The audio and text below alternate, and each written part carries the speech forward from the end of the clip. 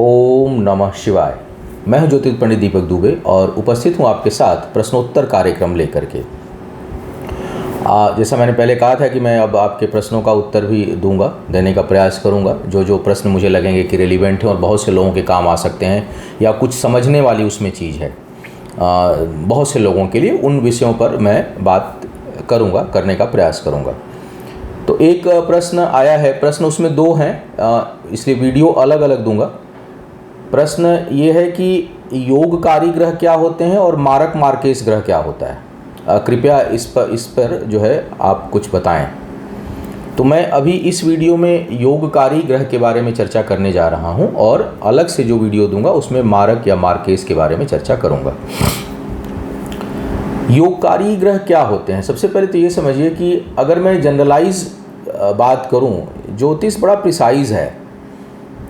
अब योग का मतलब होता है कि एक से अधिक चीज़ों का जोड़।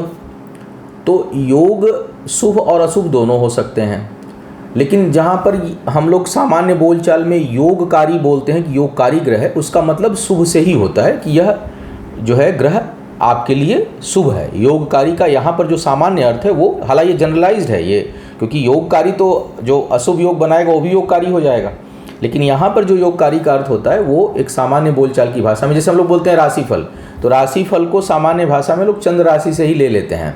और आजकल तो देख रहा हूँ सूर्य राशि से भी लोग लेने लगे हैं, जो पाश्चात्य शैली को फॉलो करते हैं, डेट ऑफ बर्थ से लेने लगते हैं। तो जो चीज़ प्रचलन में ज़्यादा होता है उसको लोग सामान्य बोलचाल की भाषा में ले लेते हैं, हालांकि वो बहुत एक्यूरेट नहीं होता।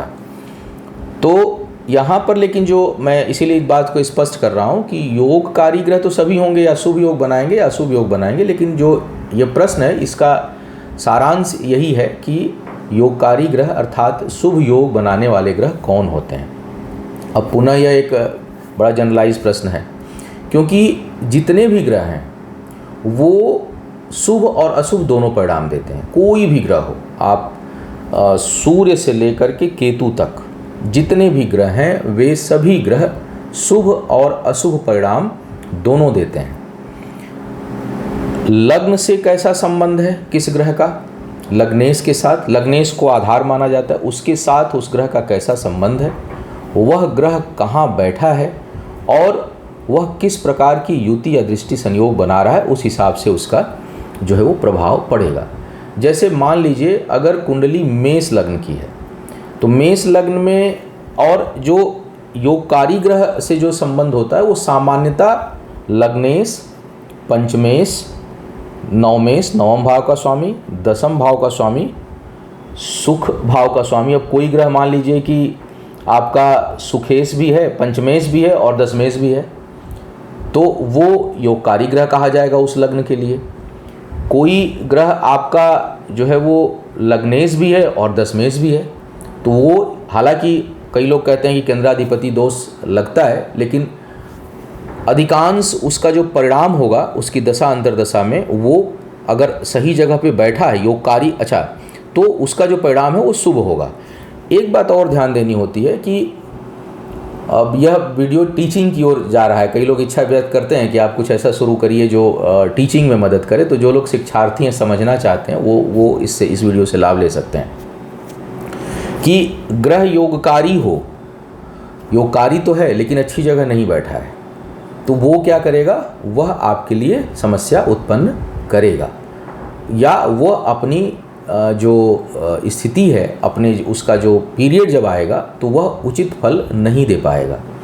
तो केवल ये कहना कि योगकारी ग्रह क्या होते हैं, उसके लिए ये समझना होगा कि पहले तो कौन कौन से स्थान के स्वामी हमारे लिए योगकारी बनेंगे। दूसरा, जैसे मान लीजिए धनु लग्न है, अब धनु लग्न के लिए मंगल, सूर्य, बुध और गुरु ये ग्रह योगकारी हैं।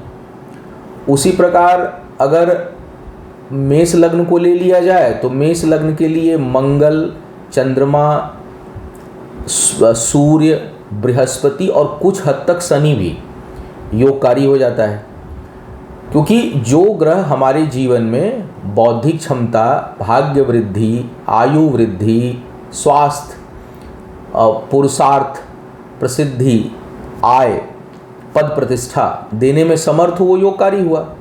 जो ग्रह अपमान का कारक बने, मृत्यु का कारक बने, स्वास्थ्य को कमज़ोर करे, भय उत्पन्न करे, कर्ज उत्पन्न करे, अपमान उत्पन्न करे, व्यक्तिगत पारिवारिक जीवन में अशुभता रखे, वह ग्रह आपके लिए नकारात्मक योग देने वाला हो गया, आपके लिए अशुभ हो गया। और यह हर लग्नों में अलग अलग होगा। हर लग्न के लिए जो जैसे प्रश्न है कि योगकारी ग्रह कौन से होते हैं, तो योगकारी ग्रह कोई भी नहीं होता और सभी होते हैं। कई बार राहु ही इतना प्रभावशाली हो जाएगा आपकी कुंडली में कि योगकारी हो जाएगा। राहु के कारण ही आप बहुत उन्नति कर जाएंगे, केतु के कारण आप बहुत उन्नति कर जाएंगे, शनि के कारण बहुत उन्नति कर जाएंगे। नैसर्गिक रूप से जो शुभ ग्रह माने जाते हैं वो हैं चंद्रमा, बुध, शुक्र और बृहस्पति, जिसमें कि बुध, शुक्र और बृहस्पति जो है वो विशेष रूप से शुभ माने जाते हैं। लेकिन चंद्रमा भी अशुभ हो जाता है अगर वो कृष्ण पक्ष का हो तो, विशेष करके सप्तमी अष्टमी से लेकर के कृष्ण पक्ष के सप्तमी अष्टमी शुक्ल पक्ष तक का चंद्रमा नहीं माना जाता शुभ का। लेकिन अगर उसी समय वो वृषभ का हो तो उसका अशुभत्व तो नष्ट होगा। तो इसलिए इतना किंतु परंतु है कि आप बहुत प्रिसाइज होकर के जनरलाइज बात नहीं कर सकते। आप सामान्य बातों का उत्तर जो है वो बहुत प्रिसाइज होकर नहीं कर पाएंगे, क्योंकि उसके लिए ये समझना पड़ेगा कि कौन सा ग्रह किस लग्न के लिए हम बात कर रहे हैं, किस ग्रह की, और वह ग्रह बैठा किस स्थिति में है आपकी कुंडली में। दशमेश जो है दशम भाव का स्वामी, वो अगर आपके तीसरे भाव में बैठ जाए, वो आपके अष्टम भाव में बैठ जाए, वो आपके छठे भाव में बैठ जाए तो बहुत तरह की परेशानियां उत्पन्न करेगा। आय स्थान का स्वामी छठे भाव में बैठ जाए तो अब कहने तो वो जो है वो आपके लिए बहुत मुसीबत उत्पन्न करेगा, क्योंकि हमेशा आय आपकी कम रहेगी आपके उससे, बताओ आप शोषित महसूस करेंगे अपने जीवन पर्यंत अपने आप को। लग्नेश योगकारी है लेकिन अष्टम में बैठ जाए, लग्नेश योगकारी है लेकिन छठे में बैठ जाए और उसकी दृष्टि ना जा रही हो लग्न के ऊपर, तो ऐसी स्थिति में आपको वही ग्रह नकारात्मक या आपके लिए मुसीबतों का कारक बन जाएगा। वो देता नहीं एक्चुअल में, अब उसका भी कॉन्सेप्ट ये है कि वो एक्चुअल में ग्रह नहीं देता लेकिन वो फंस जाता है, वो दे नहीं पाता। वो ग्रह जो है वो आपके लिए अशुभता नहीं, लेकिन वो ग्रह ही फंस गया। जैसे आप अपने को नुकसान नहीं पहुंचाएंगे लेकिन आप गिर गए गड्ढे में, तो गिरने के कारण आपका हाथ पैर टूट गया, तो आप स्वतः अपने कर्मों से गिर करके अपने हाथ पैर को तोड़ लिए, कोई कारक नहीं बना, खुद ही कारक बन गए। तो उसी तरह से अगर लग्नेश है आपका, चाहे पंचमेश है, अगर वो अच्छी स्थिति में नहीं है, पंचमेश चला गया द्वादश में, तो वो पंचम भाव के सुख को खो देगा, तो योगकारी होते हुए भी अपना प्रभाव खो देगा। पंचमेश चला गया चतुर्थ भाव में आपके, तो वो फिर शिक्षा में बहुत मज़ा नहीं देगा, दिक्कत करेगा ही अगर पंचम भाव पे कोई शुभ ग्रह की दृष्टि ना पड़े तो ऐसी स्थिति में केवल जनरलाइज बात करना कि कौन सा ग्रह योगकारी है, इसके बजाय आपको ये देखना पड़ेगा कि किस लग्न की कुंडली में कौन सा ग्रह जो है वो योगकारी है या नहीं और किस स्थिति में। सामान्य रूप से मित्र ग्रह भी जो है वो योगकारी लगने से अगर मित्र है तो बहुत नुकसान नहीं पहुंचाता। जैसे मंगल का मित्र सूर्य है, परम मित्र हैं सूर्य हैं, चंद्रमा हैं, गुरु हैं। शनि के परम मित्र शुक्र हैं, बुध हैं। बुध जो है सूर्य से भी मित्रता है, तो ऐसे जो है वो आपको विश्लेषण करना पड़ता है। अब मकर लग्न की कुंडली होगी तो उसमें बुध और शुक्र योगकारी हो जाते हैं शनि के साथ साथ, तो ये देखना पड़ता है कि कौन से कुंडली में, लेकिन अब वो ग्रह कहाँ बैठा है। अब पता चले मकर लग्न की कुंडली तो है लेकिन जो है वो शुक्र बुध जो है वो छठे भाव में बैठे हुए हैं, राहु के साथ बैठ गए हैं, अब वो योगकारी कहाँ से हो पाएंगे, अब तो कुछ ना कुछ नुकसान होगा।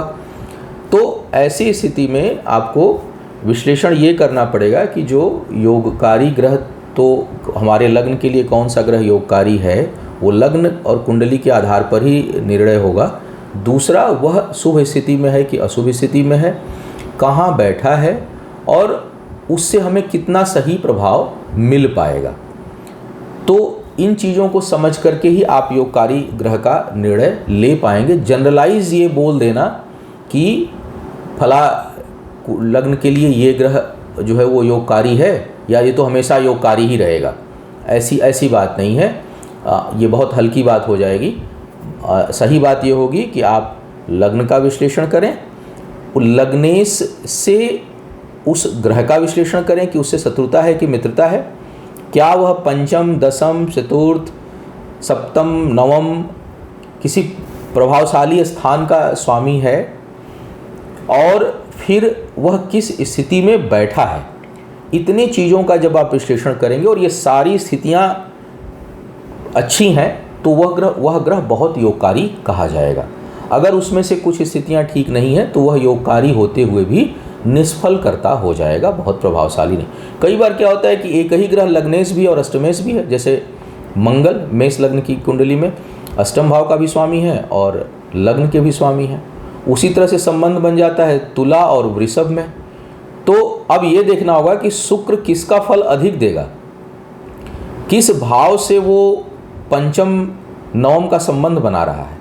अगर वो कहीं छठे भाव से बना रहा है तो छठे भाव के का शुभ प्रभाव अब खराब स्थान का शुभ प्रभाव देने का मतलब वही खराब प्रभाव अधिक देगा, और शुभ स्थान से शुभ भाव में होंगे तो वह शुभ प्रभाव अधिक देगा। खराब भाव से खराब भाव में होगा तब तो खराब भाव का परिणाम कम आएगा, लेकिन खराब भाव से शुभ भाव में हो गया तो उसका प्रभाव कम कर देगा।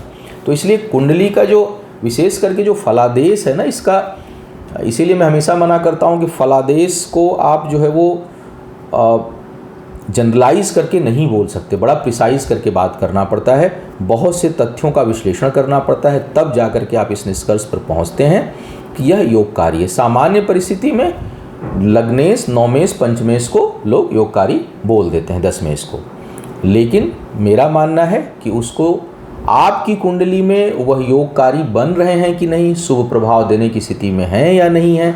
कई बार तो वह इतनी स्थिति खराब हो जाती है कि वही आपके लिए समस्याओं का सबसे बड़ा कारक हो जाते हैं वो ग्रह, अगर उनकी स्थिति पोजिशनिंग बहुत खराब हो गई तो। अब धनु लग्न की कुंडली हो, गुरु बैठ गए हों छठे भाव में, शुक्र की राशि में, स्थिति खराब हो जाएगी आपकी, तो किसी भी काम में हाथ डालेंगे नुकसान होगा। तो ऐसी स्थिति में बहुत सी चीज़ों में आपको अगर और उसके साथ साथ अगर भाग्येश और दशमेश भी गड़बड़ हो गए, बुध और सूर्य, तो स्थिति बेहद खराब हो जाएगी। तो इसलिए ये जो है वो समझना बहुत ज़रूरी है। सारांश ये है कि स्टडी आप ये करें, ये शिक्षार्थियों का ही प्रश्न होगा, सामान्य आदमी क्या ही प्रश्न पूछेगा, ये जिसने पूछा होगा जरूर ज्योतिष के शिक्षार्थी होंगे या होंगी, कि लग्नेश से क्या संबंध है, किस भाव में बैठे हैं, किस भाव के स्वामी हैं, किस स्थान पर बैठे हैं, अपने भाव से किस स्थान पर बैठे हैं, अपने भाव से कहीं 6, 8, 12 का संबंध तो नहीं बना रहे जहाँ बैठे हैं। तो ऐसी इन सभी चीज़ों का, और वक्री तो नहीं है, किसी अशुभ ग्रह के साथ तो नहीं बैठे हैं, या किसी बिल्कुल शत्रु ग्रह के साथ तो नहीं बैठे हैं, मेलेफिक तो नहीं हो रहे हैं, दूषित तो नहीं हो रहे हैं। तो इन सारी चीज़ों का विश्लेषण करके ही आप इस निष्कर्ष पर पहुँचेंगे कि वह ग्रह योगकारी आपके लिए हो रहा है या वह ग्रह आपके लिए दुर्योगकारी हो रहा है। तो मुझे उम्मीद है कि कुछ हद तक स्पष्ट हुआ होगा आपका जो प्रश्न था वो, और ऐसे ही कुछ और प्रश्न आता है तो वो मुझे लिख भेजिए, उस पर चर्चा करने का प्रयास करूँगा। तब तक के लिए मुझे आज्ञा दीजिए। ओम नमः शिवाय।